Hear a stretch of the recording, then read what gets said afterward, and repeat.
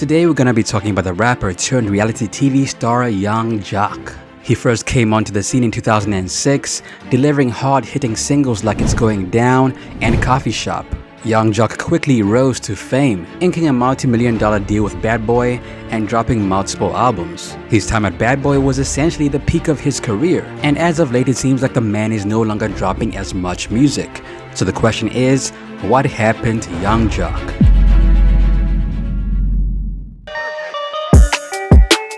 What up guys, Ali here and welcome to Ali Talks Music. Add me on Instagram at Ali Talks Music as well. And don't forget to subscribe and hit the notification bell. Now let's get into the video. Young Joc was born around 1983 in College Park, Georgia. Growing up, his father owned a business and taught Young Joc how to run it, which would come handy later in life. Young Joc actually began his career writing a jingle for Revlon. However, he did not decide to pursue music until later. Growing up, he drew inspiration from artists like Outkast and T.I., who he felt a special connection with. So when did you first get started into doing rap? I was about 10, man. I was about 10 years old when I first jumped it off, man. 10 years? So it's been a while. 25 now? Was it just your birthday yesterday? Hey, man, I didn't want you to tell everybody that. But, you know, we doing what we do around here, you dig? On a personal level, Young Joc had some serious drama going on. He married his high school sweetheart when he was just 18 years old. However, he cheated on her with another woman named Fatima and even had a child with her. Despite all that, he and his wife had 3 kids together. Anyway, let's get back to the music. In 2005, Young Joc signed a deal with Mastermind Music and recorded a song called It's Going Down with producer Nitty Beats. Meet me in the trail, it's going down. Meet me in the mall. The song blew up in Atlanta, and it caught the attention of a guy named Russell Block Spencer. Block Enterprises teamed up with Mastermind Music, and Young Joc's music became a big deal. But wait, there is more. Diddy himself noticed Young Joc's talent and signed him to Bad Boy Records along with Mastermind and Block Enterprises. They come to the A, they're in the club, you know, because they had heard the single. It's like, yeah, it's cool. We think we can do something with it, but we hadn't done nothing yet. They come to the A, they're at a party in Atlanta, and the record come on, the whole club go crazy. So they know, we all getting 2 A's first thing in the morning, emails like 4 a.m. like, yo, I didn't know the record was this stupid. So, by the blessings of God, opposed to us just doing a regular deal, artist deal, we ended up landing a major label deal, which is Block Entertainment, through Bad Boy South and the Warner Music Group. At this point in his career, Young Joc was extremely excited about the opportunity that Diddy had given him, and he said the following: "We did a deal with Block Entertainment, and they have a major distribution through Bad Boy South and Warner Music Group. That means when the checks get cut, I get an advance check for being an artist, and I also get a big check for being the president of Mastermind and doing that deal with Block." After receiving backing from a major label, It's Going Down was released again as the lead single for his upcoming album, New Joc City. The song was a huge success and peaked at number 3 on the Hot 100.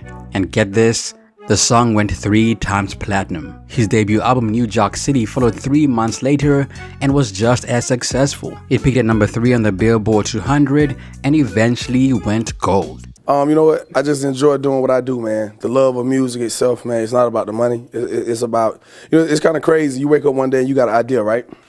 Then you take the time and you assert the effort to manifest that idea. And as soon as you do it, people take your idea and they love your idea. They exploit your idea. And I'm talking about my music. And when it's the craziest feeling because that thought kind of starts from here and here. And then one day you standing in front of, 10,000 people, sometimes 50, 60,000 people, and they singing like songs that you thought of word for word. It's real inspirational. That is my inspiration. And you know what's crazy? By the end of 2006, this guy was already on Forbes' richest rapper list after making approximately $10 million. This was around 2006, and in that same year, Young Joc dropped his first mixtape, Joc of All Spades. He also landed impressive features on Danity Kane's Showstopper and Cassie's Call You Out. After Young Joc's debut album, he had a bit of a fall off from grace. I mean, I was just a kid when Young Joc dropped this album, but I remember bumping It's Going Down like it was nobody's business. But apparently, his next album did not quite hit the mark. It was like he got to the top of the mountain and then just kind of slid back down. I mean, sure, his second album, Hustlenomics, landed at number 3 on the Billboard 200, but didn't sell nearly as well as New Joc City. And don't get me started on the singles. Personally, I loved Coffee Shop. The single was quite good, but apparently nobody else did because it didn't even chart. He also dropped another single called Bottle Popping, and this single performed even worse than Coffee Shop.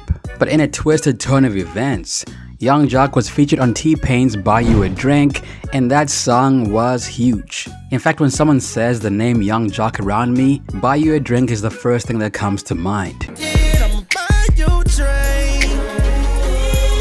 The second thing that comes to mind is he once wore a dress. News flash. Y'all probably wondering what the hell Joc got the hell going on. Every time I see that little picture, I'm like, damn, what is going on? It's called internet manipulation. This is gonna be one of the craziest times ever in my life or career for when it comes to the internet. Am I gonna take full advantage of it, or will I be silent? I will not be silent, and yes, I will take full advantage of it. At this point in my life, you must watch. I'm currently on 4 television shows on VH1. You will see me coming up here in October on Scared Famous. After that, I'm pretty sure you'll probably see me on Leave It to Stevie.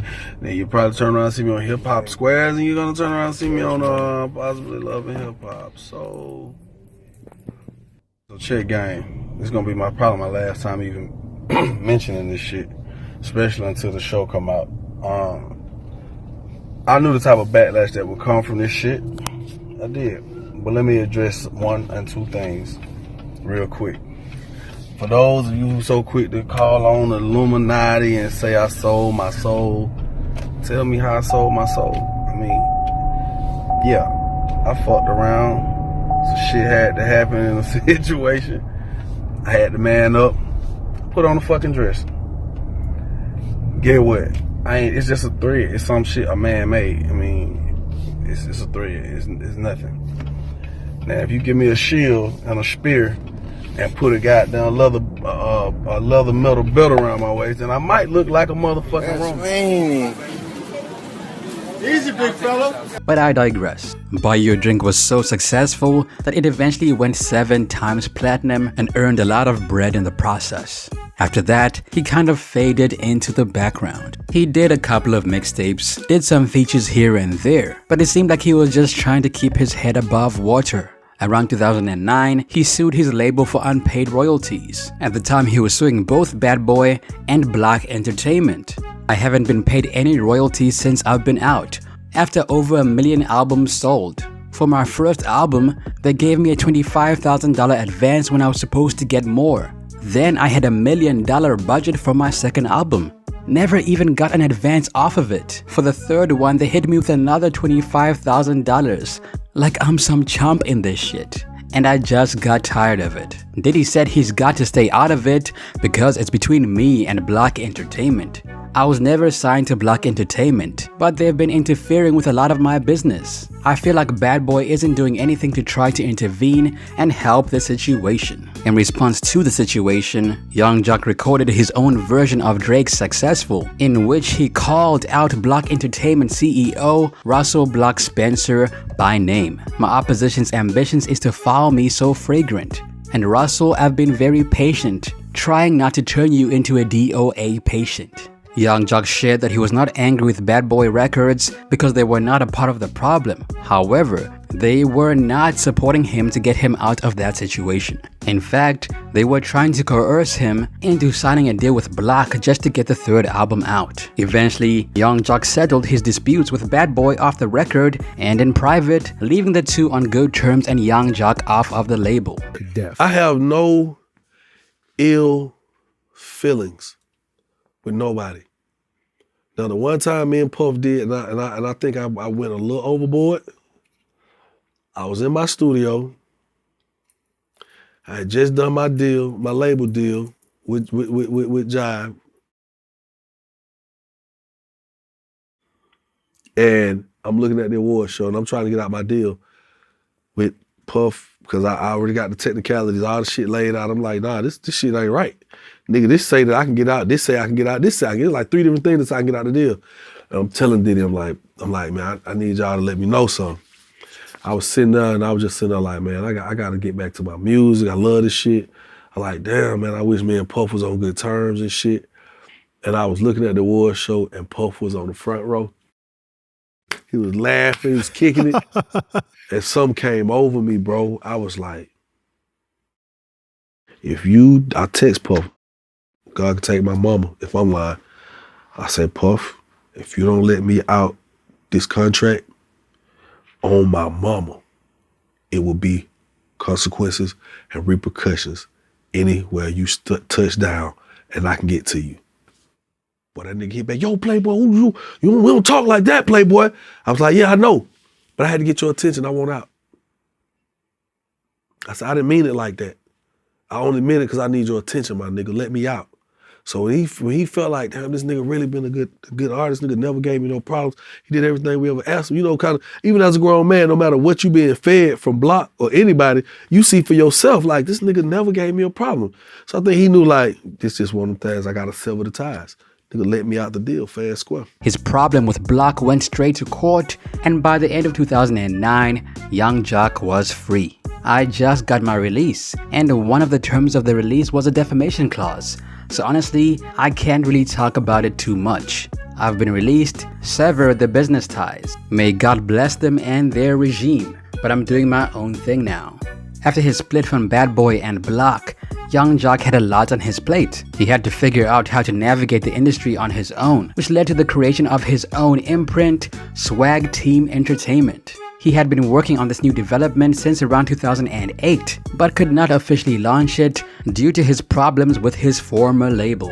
Once he got everything sorted out, he got a recording and production deal with RCA and Jive. It was like he got a fresh start, and he was ready to take the music world by storm once again. But some things don't go according to plan, and Joc learned that the hard way. His third album, Mr. Robinson's Neighborhood, was eventually scrapped because it reminded him of his previous labels. It's like when you break up with your ex and you don't want anything to do with them, not even a song. Instead, he released several mixtapes and singles, but ultimately never returned to music full-time. On top of all of that, Young Joc was robbed around 2011. His brother and his brother's girlfriend were outside of a studio when robbers with guns accosted them and forced them inside. They tied them up and stole everything from the studio, including TVs, speakers, recording equipment, and hard drives containing songs he had done with Lil Wayne, Pitbull, and Jasmine Sullivan. That's a total of $70,000 worth of equipment. Some speculated it was insurance fraud, but Joc quickly shut down those rumors.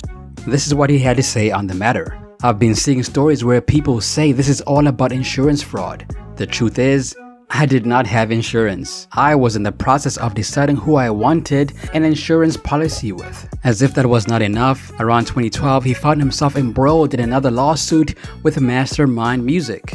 According to them, Young Joc owed them money because all the music created by him was their sole property. However, from his first album onwards, Joc had signed over the rights to his music to Bad Boy and Block, and Mastermind was sued for breach of contract, copyright infringement, fraud, and tortious interference. The case was thrown out 3 months later after it was revealed that the statute of limitations had expired, and Mastermind should have filed a complaint earlier. On top of his legal woes, Young Joc also had to deal with a beef with Gucci Mane around 2012. Gucci Mane released the song F the World on his Trap God mixtape, which included these lyrics: "I ain't tryna go broke like Joc did." After hearing what Gucci Mane had to say about him, Young Joc responded with the following: "Look man, you know me, and you know I ain't never been a no shit. F all this publicity shit. Hit my phone. I'm Atlanta all day. You're doing a lot, man. How and why is you starting shit with niggas that f with you? We in the same backyard and you taking shots at me? Don't know where you're going with this. You know how to reach me, #TrapGod, LOL. I just saw you at ESO and shit was calm as fuck. #TrapGod. Okay, so you know how Young Joc was dealing with all kinds of legal problems? Well, things did not get easier for him when RCA Music Group announced that Jive Records, the label he was signed to, was folding. That meant that Joc was left with no deal, no label, and no clue what to do next. The rap game just could not catch a break from biting him in the butt. So what did he do next? Did he go into hiding, try to lay low for a while and figure things out? Nope. He went home and continued to wreak drama in his personal life. He separated from his wife of 13 years and started dating Sina Bina, who was also going through a rough breakup at the time. They even lived together with Joc's first baby mama, Fatima, because Joc wanted to be close to his son. But things got even more complicated when Sina left town for work and Joc began dating a waitress named Carla. After 2 weeks of hooking up, Carla became pregnant. But that's not all. 4 months later, Sina got pregnant too, with twins. And Carla wound up having twins as well, so Joc ended up with 4 whole new kids in just 4 months, all while he was still married. But luckily for Joc, he found a way to make money out of his drama. He joined the cast of Love and Hip Hop Atlanta and became Carly Red's new love interest. And let me tell you, things got messy. Now, I hate to say it, but I actually watched season 3 of Love and Hip Hop Atlanta. And let me tell you, Young Joc's relationship with Carly Red was toxic from the start. They were always shouting at each other. There were always rumors of infidelity. And anybody witnessing this relationship from the outside could tell it was not going to last. Throughout seasons 5 to 7, Young Joc remained the comedic relief of the show while continuing to try to win Carly Red back. By season 8, he was introduced as a main character in a serious and mostly monogamous relationship with Kendra, whom he eventually married around 2021. But Joc's infidelity has always remained a topic of discussion on the show. He still remains a main cast member, so who knows what kind of drama he's going to get into next.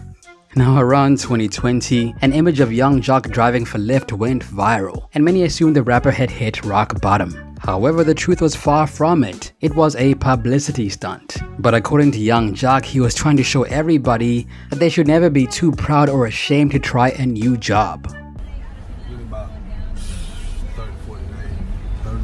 You sound like somebody I know. Huh? You sound like somebody I know. I mean, somebody you know, like who? I don't know. What's your name? I told you. Are you? I just want to ask a question. Are you Young Joc? Can you turn around? I mean, I think y'all already put that part together, yeah. Oh, so you didn't fell. You must have fell off or something. Like why? no, you didn't. Why is you? I gotta fall off. Yeah, I mean, I'm trying to figure out. Like, you just driving for pull up and go. Like, what happened? I mean, I just felt like it's an easy way to get some easy money right here downtown. I mean, I meet people, you know what I'm saying? I really think that's okay. You think that's what? So you said, like, what happened? Hey, so look, everybody keep hitting me in my DM, right?